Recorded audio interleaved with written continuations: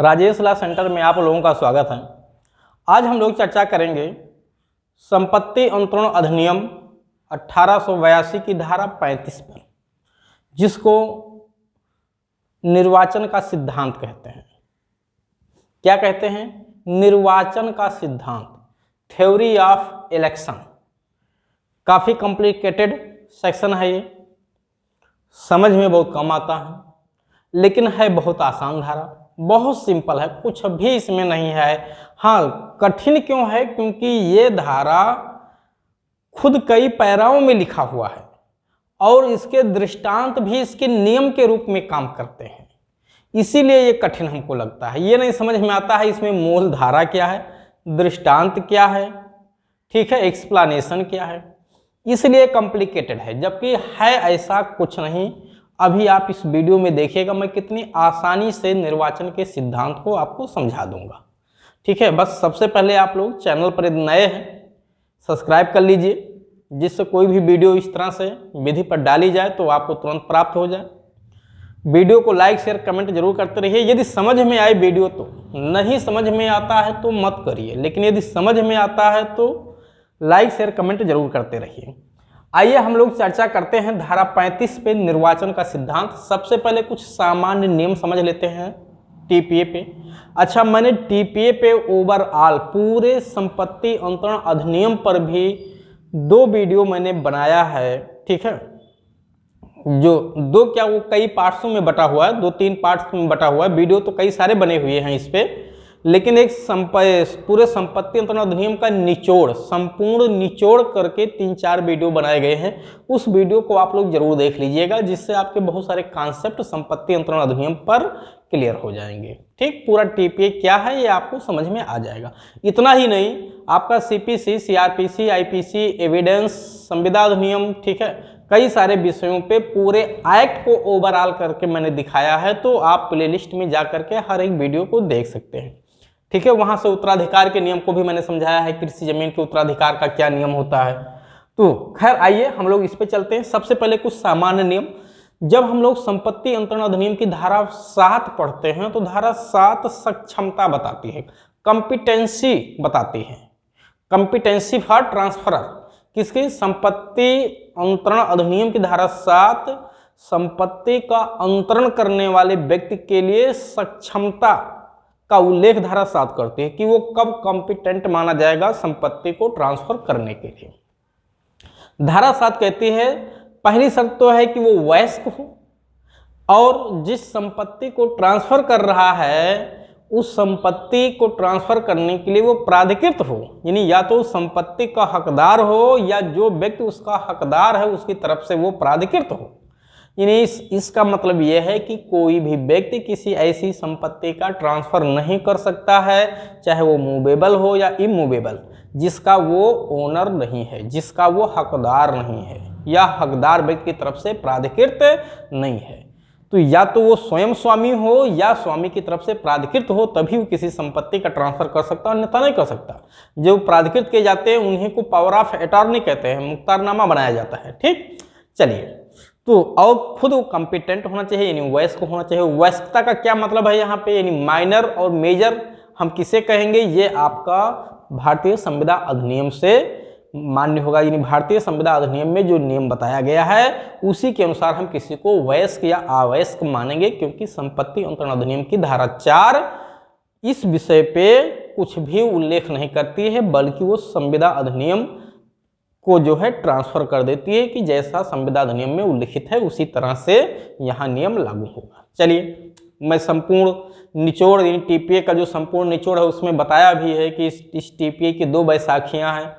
पहला जो है संविदा अधिनियम है, दूसरा रजिस्ट्रेशन एक्ट है। ठीक है, खैर आइए चलते हैं फिर से यहाँ। तो यानी कुल मिलाकर के धारा 7 क्या कहती है कि कोई भी व्यक्ति जो संविदा करने के लिए सक्षम हो और किसी संपत्ति का हकदार हो या हकदार व्यक्ति की तरफ से प्राधिकृत हो, वही संपत्ति का अंतरण कर सकता है। लेकिन धारा 35 इस नियम का अपवाद है। सबसे पहले क्या नियम आपने समझा कि धारा 35 इस नियम का अपवाद है, यानी धारा 7 का ये अपवाद है। आप लोग धारा 35 पे ऊपर लिख सकते हैं कि धारा 35 धारा 7 का अपवाद है। ठीक, क्यों अपवाद है उसको मैंने बता दिया।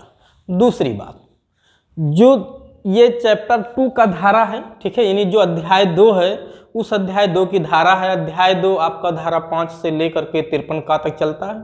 तो धारा 5 से 53 का तक की जो धारा है ये 2 भागों में बटी हुई है। जैसा कि मैंने संपूर्ण निचोड़ जो वीडियो बनाया है टीपीए पे, उसमें इस बात का जिक्र किया है कि धारा 1 से लेकर के 35 तक, कहाँ से कहाँ तक, सेक्शन 1 से लेकर के 35 क्या 38 तक चलता है, ठीक है। 35 से लेकर के 38, मतलब मेन 35 है क्योंकि उधर कोई बहुत ज़्यादा नियम नहीं है। ये जो नियम है यानी मूवेबल इमूवेबल दोनों प्रकार की प्रॉपर्टियों पे लागू होता है। जबकि उधर की जो धाराएं हैं, जो महत्वपूर्ण सिद्धांत है, जैसे 41 है, धारा 43 है, धारा 52 है, धारा 53 है, 53 का जो मेन सिद्धांत है, ये सब केवल इमूवेबल प्रॉपर्टी पे ही लागू होते हैं, ठीक। जबकि इधर के जो सिद्धांत है मूवेबल इमूवेबल दोनों प्रॉपर्टी पे लागू होते हैं।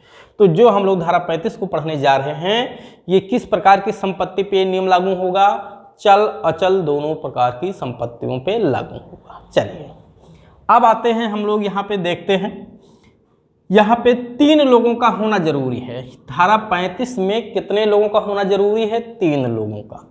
हम 3 लोगों को बना देते हैं। यहाँ जरा देखिए, ये हो गया का, ये हो गया खा, ठीक है, और ये हो गया गा। 3 लोगों को मैंने यहाँ विराजमान कर दिया। अब आप लोग देखिए, हाँ एक चीज़ मैं और आप लोगों को बता दूं, जिस किसी बच्चे को पीसीएसजे, एपीओ, एचजेएस की तैयारी करनी है, वो हमारी ऑनलाइन ऑफलाइन कोई भी क्लास ज्वाइन कर सकता है जो उसकी सुविधा के अनुसार उचित हो। हमारे यहाँ पीसीएसजे, एपीओ, एचजेएस के लिए जो है ऑनलाइन ऑफलाइन दोनों क्लासें लगातार संचालित की जा रही हैं। इसकी पूरी तैयारी कराई जाती है। यहाँ तक आप लोगों को नोट्स भी उपलब्ध कराए जाते हैं। जिस किसी बच्चे को लगता है कि उसे कोचिंग करनी चाहिए, ठीक है, क्योंकि ये लगता सभी को है, बहुत कम ही ऐसे होते हैं जो खुद से निकाल सकते हैं, वो तभी जब बैकग्राउंड उनका काफ़ी मजबूत हो। अन्यथा बिना कोचिंग के सहारे आप कंपटीशन फाइट कर पाना बड़ा मुश्किल काम है। अगर किसी बच्चे को एकेडमिक एग्जाम में एडमिशन लेना है, एलएलबी में एडमिशन लेना है, उसको लगता है उसी समय तैयारी की जानी चाहिए, तो सबसे अच्छा समय वो होगा कि एलएलबी में एडमिशन लेने के समय ही आप अपनी तैयारी प्रारंभ कर दें। और एलएलबी में ही आप अच्छे मार्क्स लाना चाहते हैं, एकेडमिक एग्जाम में अच्छे मार्क्स लाना चाहते हैं, तो आप उसी समय से भी कोचिंग ज्वाइन कर सकते हैं। और हमारा संपर्क सूत्र यहाँ पे लिखा हुआ है 9161113061। आप इस नंबर पे संपर्क कर सकते हैं और अपनी सुविधा अनुसार जो है संस्थान से लाभ ले सकते हैं, चाहे ऑनलाइन क्लास ज्वाइन करना हो या ऑफलाइन क्लास ज्वाइन करना हो या नोट्स प्राप्त करना हो। चलिए फिर से हम लोग आते हैं यहाँ पे, का खा ग 3 लोग हैं। अब इसमें क्या होता है, निर्वाचन के सिद्धांत को नियम समझिए, बहुत ध्यान से कंसंट्रेट होकर आप लोग सुनिएगा कि ये का नामक व्यक्ति क्या करता है कि किसी ऐसी संपत्ति को, किसी आपराधिकृत संपत्ति का ट्रांसफर कर देता है, ठीक है। यानी पहला नियम क्या कि का किसी आपराधिकृत संपत्ति का ट्रांसफर कर देता है, किसके पक्ष में, ठीक है, गा के पक्ष में। यानी गा के पक्ष में मान लेते हैं ये एक प्रॉपर्टी है, ये प्रॉपर्टी किसकी है, खा की है। यानी खा की ये एक प्रॉपर्टी है जिसकी कीमत 1000 रुपये है, मान लेता हूँ, ठीक है, 1 2 10,000 रुपये, 1000। यानी खा की एक प्रॉपर्टी है जिसकी कीमत 1000 है। का बिना खा से पूछे इसकी प्रॉपर्टी को, ये चल अचल दोनों हो सकती है, इसकी प्रॉपर्टी को गा को ट्रांसफर कर देता है। यहाँ का और गा के मध्य संविदा हुआ होता है, ठीक है। जैसे का गा से संपत्ति की मांग करता है कि आप मुझे जो है इतने की संपत्ति 1 लाख रुपए के दे दीजिए, मैं आपको 1 लाख रुपया दूंगा, या आप मुझे 2 बीघा जमीन बेच दीजिए, मैं आपको 4 लाख रुपया दूंगा। मतलब कुल मिला के का और खा के बीच ये संविदा होती है, जमीन को लेन देन को लेकर के या किसी चल संपत्ति को लेन देन को लेकर के। जैसे गा ने का से कहा कि आप मुझे 2 बीघा जमीन दे दो, ठीक है, मैं उसका जो है 4 लाख रुपए आपको पे कर दूंगा। का ने कहा ठीक है, मैं अपनी ज़मीन आपको बेच दूंगा। का क्या करता है कि वो ज़मीन अपनी नहीं बल्कि खा की ज़मीन को गा को बेच देता है। तो गा खा की ज़मीन का मालिक खा है, ये खा की तरफ से का प्राधिकृत नहीं है, तो का क्या किया कि इस संपत्ति को जिसके लिए ये प्राधिकृत नहीं है ट्रांसफर करने के लिए, यानी अपराधिकृत संपत्ति को गा को ट्रांसफर कर दिया। क्या किया? यानी का ने एक अपराधिकृत संपत्ति को गा को ट्रांसफर कर दिया।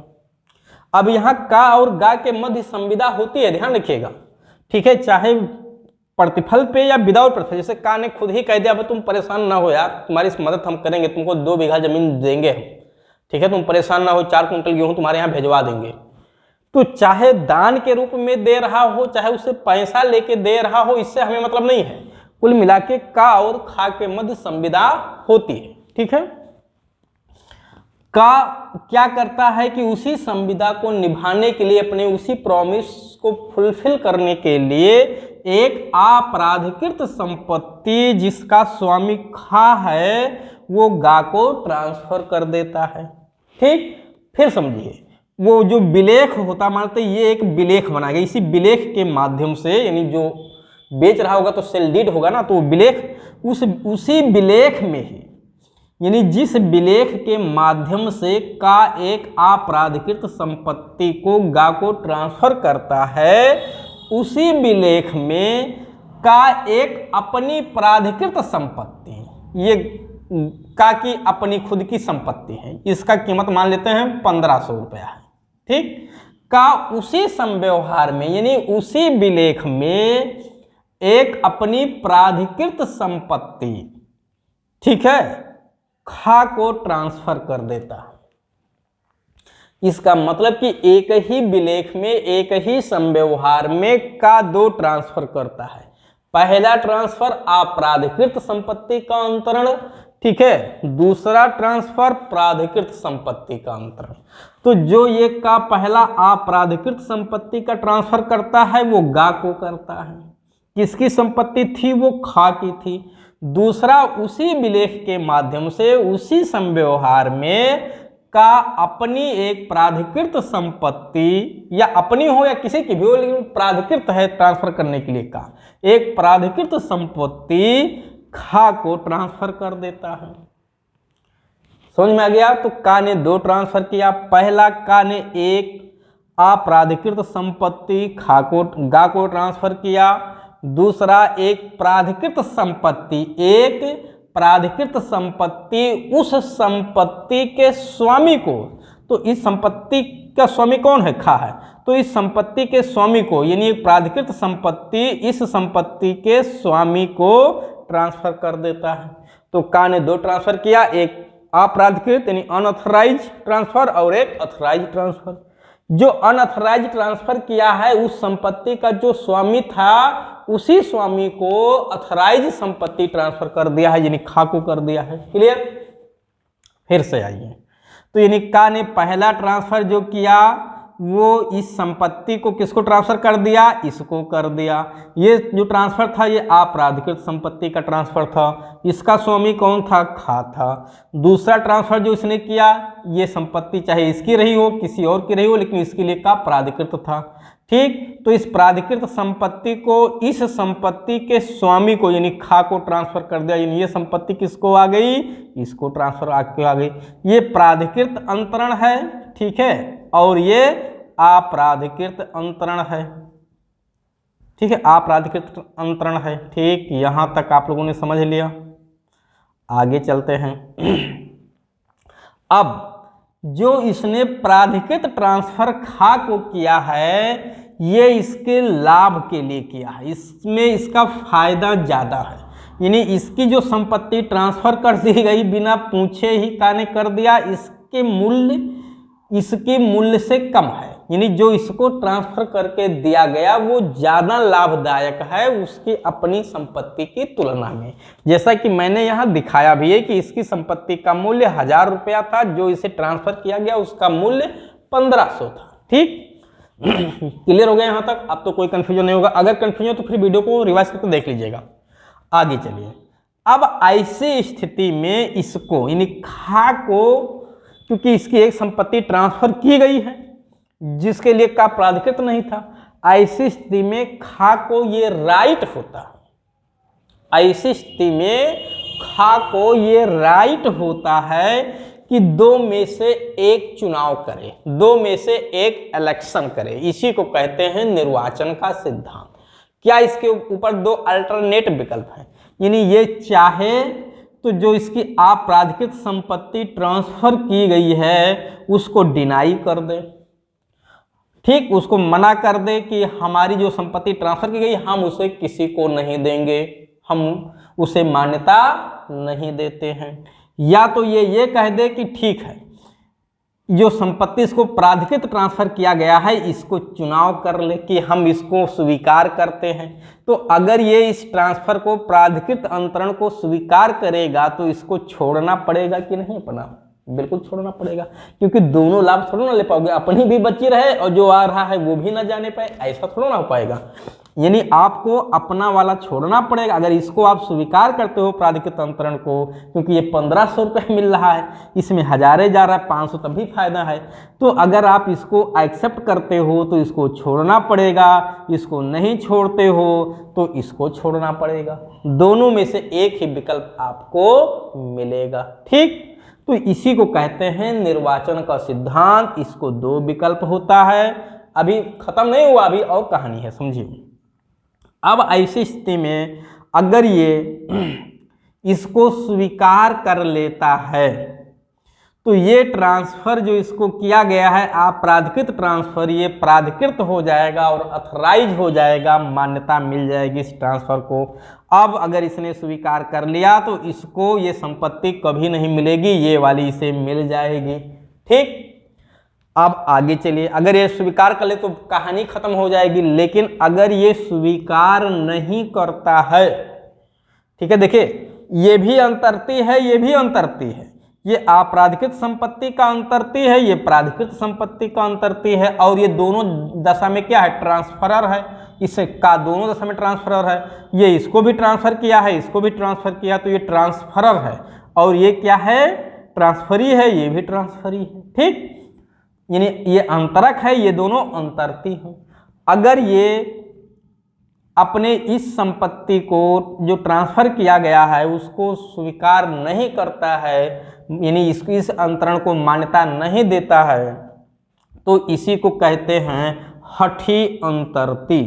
क्या कहेंगे, हठी अंतर्ती, ठीक है, या जिद्दी अंतर्ती, ठीक है, इंग्लिश में जो भी होगा आप लोग देख लीजिएगा।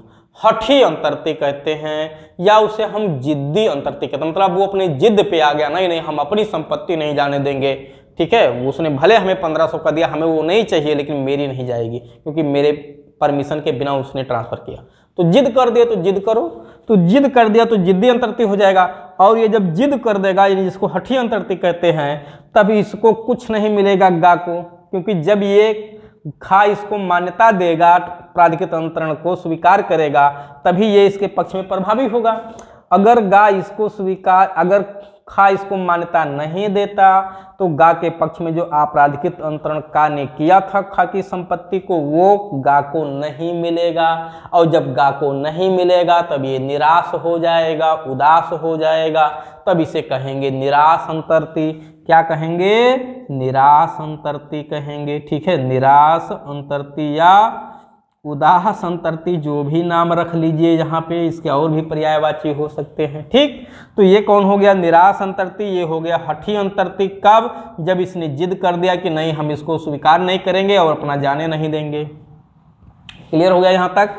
अब आगे देखिए, अब ये तो इसी को कहते हैं इलेक्शन का सिद्धांत। अब इसमें कुछ चीजें और हैं। अब प्रश्न ये है कि इस निराश अंतर्ती को क्या मिलेगा, निराश अंतर्ती के क्या राइट्स होते हैं, ये आपके मेंस में पूछा जाता है। इलेक्शन का सिद्धांत पूछा जाता है, निर्वाचन के सिद्धांत से आप क्या समझते हैं, निराश अंतर्ती के अधिकारों का उल्लेख करें। तो निराश अंतर्ती के क्या राइट होते हैं, ये देखिए मैंने एक चार्ट यहाँ पे बनाया है कि निराश अंतर्ती के राइट्स क्या हैं। अभी इस पे चलेंगे, अभी इसको ठंडे बस्ते में रहने दीजिए, अभी इधर थोड़ा सा कुछ चीजें और देख लीजिए। ऐसी स्थिति में ये स्वीकार कब करेगा, यानी ये इस प्राधिकृत अंतरण को मान्यता कब देगा, तो प्राधिकृत अंतरण को कब मान्यता देगा, इसी पे चर्चा करना है। प्राधिकृत अंतरण को या तो ये सीधे सीधे स्वीकार कर ले, किसी भी टाइम स्वीकार कर ले, ठीक है। अगर ये स्वीकार नहीं करता है लेकिन 2 साल तक लगातार इस संपत्ति का उपभोग करता है, कितने साल तक? 2 वर्ष तक लगातार उपभोग, यानी कुछ बोल नहीं रहा है लेकिन फायदा छोड़ भी नहीं रहा है, तो 2 वर्ष तक लगातार उपभोग कर रहा है उसका। मान लेते कोई जमीन ट्रांसफर कर दिया था, उस पर खेती करने लगा है, ठीक है, या कोई और गाड़ी ट्रांसफर कर दिया था, गाड़ी चला रहा है उसको, ठीक है, यानी जो भी संपत्ति ट्रांसफर किया गया था वो चल या चल जो भी हो, उसका उपभोग लगातार 2 वर्ष तक करता है, तो मान लिया जाएगा कि इसने इसे मान्यता दे दिया है, या इसने इस संपत्ति का उपभोग इस प्रकार कर लिया कि इसे मूल रूप में परिवर्तित किया जाना संभव ना रह गया हो, चाहे वो 1 ही साल भी क्यों ना बीता हो। इसने इस संपत्ति का उपभोग इस प्रकार से कर लिया खाने कि उसे मूल रूप में लाया जाना संभव ना रहा हो। तो इसका मतलब क्या है कि तुम जान रहे हो कि संपत्ति का यूज फिर क्यों कर रहे हो, अगर आपको नहीं स्वीकार करना था इसको, तो इसका मतलब आप इसे मान्यता देते हो। तो ऐसी स्थिति में मान लिया जाएगा कि खा ने उसे एक्सेप्ट कर लिया। यानी 2 ढंग हैं, या तो पहला है यानी खा उसको 2 वर्ष तक लगातार उपभोग करे कुछ ना बोलने पे, या उसको इस तरह से यूज कर ले कि उसे मूल रूप में ट्रांसफर करना संभव ना रह जाए। ठीक, दूसरा है कि 1 वर्ष तक, 1 साल तक इसको इलेक्शन करने का, निर्वाचन करने का राइट होता है। कितने साल तक? 1 साल तक ये निर्वाचन कर सकता है। अगर 1 वर्ष तक ये निर्वाचन नहीं करता है तब यहाँ पे का इससे कहेगा कि तुम निर्वाचन करो उसको। ठीक, यानी 1 साल तक अगर ये निर्वाचन नहीं करता है तो 1 साल के बाद इससे कहा जाएगा कि या तो तुम उसका निर्वाचन करो, अगर या तो ये मना कर देगा या तो हाँ कर लेगा तो 1 साल तक का टाइम पीरियड होता है इसको इलेक्शन करने का। लेकिन अगर 1 साल के भीतर ही इसने इस संपत्ति का उपभोग इस तरह से कर लिया कि मूल रूप में लाना संभव न रह जाए तो मान लिया जाएगा इसने एक्सेप्ट कर लिया।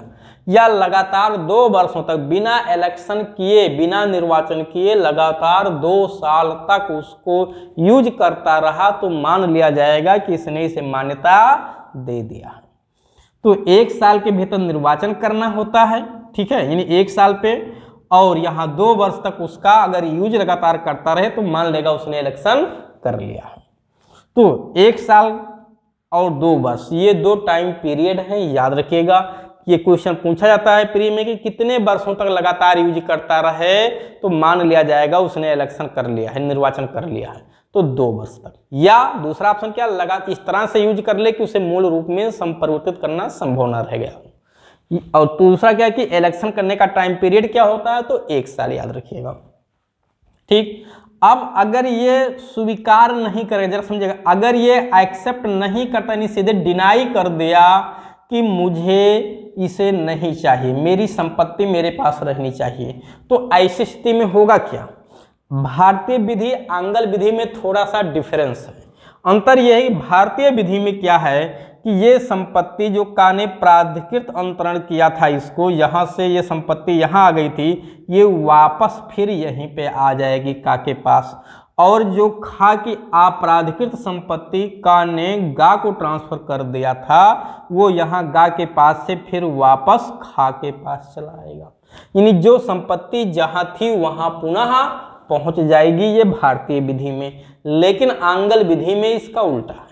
आंगल विधि में क्या होता है, ये संपत्ति जो ट्रांसफर इसने प्राधिकृत वाला किया था वो भी खा के पास रहेगा, और जो खा की संपत्ति है वो भी खा के पास ही रहेगी। यानी खा की संपत्ति तो जाएगी भी नहीं, और जो खा के पास आ गई है ये भी नहीं जाएगी। तो ना तो इसकी अपनी जाएगी और ना जो का वाली आ गई है वही वापस जाएगी। यानी कुल मिला के दोनों संपत्ति इसके पास आ जाएगी। तो आप कहोगे सर ये तो अन्याय है, बिना पैसा दिए 2 संपत्ति उसको मिल गई। नहीं, अन्याय नहीं है। फिर क्या होगा जरा समझिएगा कि इस संपत्ति का जितना मूल्य होगा उतना मूल्य का कंपनसेशन खा को गा को करना होगा। यानी अगर ये 1500 रुपये मूल्य की संपत्ति खा को मिली है तो खा उस 1500 रुपया कंपनसेट करेगा, किसको? गा को करेगा।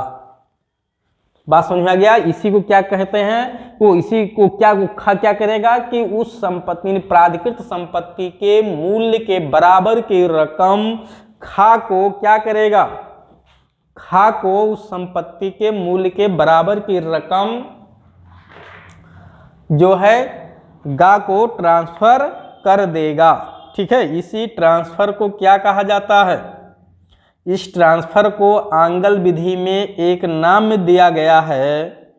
ठीक है, उस नाम को कहते हैं कि साम्या का प्रतिकर। ठीक है, या प्रतिकर की साम्या, इक्विटी ऑफ कंपनसेशन। क्या कहते हैं इसको, इक्विटी ऑफ कंपनसेशन कहते हैं, यानी साम्या का प्रतिकर। ठीक है, या प्रतिकर की साम्या कहिए। ठीक है, प्रतिकर की साम्या इसी को कहते हैं। अगर कभी एग्जाम में पूछा जाए कि प्रतिकर की साम्या क्या होती है, तो प्रतिकर की साम्या का यही मतलब यहाँ पर होता है कि ये आंगल विधि में नियम लागू है, प्रतिकर की साम्या भारतीय विधि में लागू नहीं है। चलिए ठीक है, तो अब ऐसे तो यहाँ आंगल विधि में क्या होगा कि ये संपत्ति जो प्राधिकृत अंतरण था, यानी खा के निराश हठी होने पे, ठीक है, जिद्दी करने पे, यानी अगर निर्वाचन नहीं करता है तो जो संपत्ति इसको ट्रांसफर किया गया वो भी इसके पास रहेगा और इसकी अपनी वाली भी इसी के पास रहेगी। ऐसी स्थिति में जो संपत्ति इसको प्राधिकृत वाला दिया गया था, इसके मूल्य के बराबर इसको गा को कंपनसेट करना पड़ेगा। इसी नियम को कहते हैं, ठीक है, प्रतिकर की साम्या का सिद्धांत। ठीक है, चलिए अब अगर ये भारतीय विधि में क्या होगा, ये संपत्ति तो फिर वापस का के पास आ गई और जो गा को ट्रांसफर किया था का ने वो फिर खा के पास आ गई। ऐसी स्थिति में गा को क्या मिलेगा, ये तो निराश हो गया। गा और का के मध्य संविदा हुआ था कि का उसको संपत्ति देगा, लेकिन गा को तो मिल नहीं पाया। ठीक, तो ऐसी स्थिति में निराश अंतर्ती के क्या राइट हैं, यहां मैंने चार्ट बनाया है निराश अंतर्ती के अधिकार। आइए देखते हैं निराश अंतर्ती के क्या अधिकार हैं। निराश अंतर्ती के अधिकार को दो भागों में बांटा गया है। पहला, जब का और गा के मध्य जो संविदा हुई थी संपत्ति को लेने के लिए, वो प्रतिफल पे हुई थी, यानी संविदा प्रतिफल के साथ हुई हो। और दूसरा है जब बिना प्रतिफल के हुआ हो, यानी का ने खुद ही गा को दान देने की बात की थी। तो जब प्रतिफल पे हुआ हो, ठीक है, यानी लिखा सा प्रतिफल की दशा में और दान की दशा में। अगर प्रतिफल की दशा में था तो अंतरणकर्ता की संपत्ति से प्रतिफल प्राप्त करने का हक होगा। तो गा को ये राइट है कि इस संपत्ति से वो उतना प्रतिफल प्राप्त करे, ठीक है, जितना तय रहा होगा उतना इसकी संपत्ति से पाने का हक इसको गा को है, चाहे का जीवित हो, चाहे सक्षम हो या ना हो, इससे कोई मतलब नहीं है। लेकिन अगर दान देने की बात का ने गा को किया था, विदाउट कंसिडरेशन संविदा हुई थी का और गा के मध्य, तब दो कंडीशन हैं, दो नियम हैं कि अगर का अंतरणकर्ता जीवित एवं सक्षम है, यानी अगर का कॉम्पिटेंट है और जीवित है, तो ऐसी स्थिति में गा को कुछ नहीं मिलेगा, गा को कुछ नहीं मिलेगा, निराश अंतर्ती को कुछ नहीं मिलेगा, क्योंकि का दान देने की बात कहा था और खुद वो जीवित है। अगर का ने यह आरोप लगाया भी कि तुम तो देने की बात कहे थे, तो का कहेगा दान ही तो देने की बात कहे थे और दान देने की बात कहे थे, हम नहीं देना चाहते, बात खत्म। लेकिन दान देने की कंडीशन में भी अगर का मर गया है या वो अक्षम नहीं रह गया है, ध्यान दीजिएगा, अगर का मर गया है या अक्षम नहीं रह गया है, तो ये कौन बताएगा कि का ने दान देने की बात कही थी। हो सकता है वो प्रतिफल रहा हो, विद प्रतिफल के साथ संविदा हुई हो, तो ऐसी स्थिति में अगर उसे हम दान मान ले तब तो गा का लॉस हो जाएगा। तो अगर का मर चुका है या वो सक्षम नहीं रह गया है, तो ऐसी स्थिति में, ठीक है, इस संपत्ति के मूल्य के बराबर, ठीक है, इस संपत्ति के, वो इस संपत्ति के नहीं, इस जो गा को ट्रांसफर किया गया है, जो गा को ट्रांसफर किया गया था, इस संपत्ति के मूल्य के बराबर रकम, ठीक है, का के प्रतिनिधियों को देना पड़ेगा गा को। यही यहाँ लिखा कि अपराधिकृत संपत्ति के मूल्य के बराबर प्राधिकृत संपत्ति से प्राप्त करने का हक होगा, यानी गा को ये राइट होगा कि इस जो संपत्ति गा को ट्रांसफर किया गया था 1000 रुपया मूल्य, ये 1000 रुपया इस संपत्ति से वो प्राप्त कर ले। और अगर ये जो प्रतिफल सहित है तब तो गा को ये संपत्ति ही पाने का हक होगा, मतलब इस संपत्ति के बराबर की रकम पाने का हक होगा। अगर ये प्रतिफल सहित नहीं था, विदाउट प्रतिफल था और ये अक्षम हो गया है, तो इस अप्राधिकृत संपत्ति के मूल्य के बराबर इस प्राधिकृत संपत्ति से प्राप्त करने का हक गा को होगा। तो इस तरह से आपने देखा निराश अंतर्ती के क्या अधिकार है, मैंने चार्ट के माध्यम से यहाँ समझा भी दिया है, आप लोग शॉर्ट स्क्रीन ले लीजिएगा।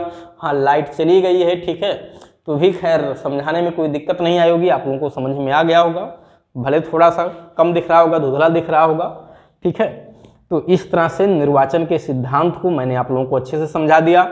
इसके बाद भी अगर कोई बात नहीं समझ में आती है, आप वीडियो को एक बार नहीं 2 बार देखिएगा, 3 बार देखिएगा, ठीक है। मैं फिर एक बार कहूँगा, निराश अंतर्ती के जो राइट्स हैं वो 2 कंडीशन में, जब का और गा के मध्य संविदा अगर विद प्रतिफल हुआ है तो विद प्रतिफल हुआ है तो ये कंडीशन, विदाउट प्रतिफल हुआ है तो ये कंडीशन। विद प्रतिफल होने पे इस संपत्ति के मूल्य के बराबर इसको पाने का हक होता है। विदाउट प्रतिफल में अगर का अक्षम हो गया है, ठीक है, ओ का अगर जीवित है तो गा को कुछ नहीं मिलेगा, का अगर मर गया है या अक्षम हो गया है तो इस अप्राधिकृत संपत्ति के मूल्य के बराबर की रकम प्राधिकृत संपत्ति में से प्राप्त करने का हक होता है। तो इस तरह से आपने निर्वाचन के सिद्धांत को अच्छे से समझ लिया।